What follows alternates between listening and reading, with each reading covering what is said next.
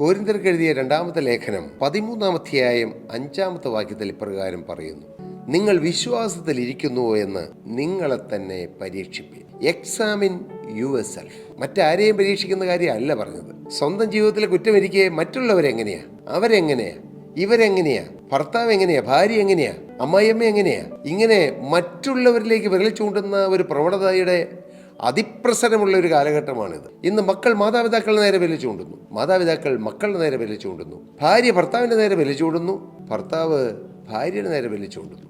പ്രിയപ്പെട്ടവരെ, കാരണം എന്താണെന്നറിയാമോ? ദൈവത്തിൻ്റെ പരിശുദ്ധാത്മാവ് വേണ്ടതുപോലെ വ്യാപരിച്ചാൽ, പരിശുദ്ധാത്മാവ് വരുമ്പോൾ പാപത്തെക്കുറിച്ചും നീതിയെക്കുറിച്ചും ന്യായവിധിയെക്കുറിച്ചും ലോകത്തിന് ബോധം വരുത്തും. പരിശുദ്ധാത്മാവ് ഒരുവൻ്റെ ഹൃദയത്തിൽ വരുമ്പോൾ ലഭിക്കുന്ന ഏറ്റവും പ്രധാനപ്പെട്ട ചില അനുഭവങ്ങളിൽ ഒന്നാണ് പാപബോധം, അനുതാപം.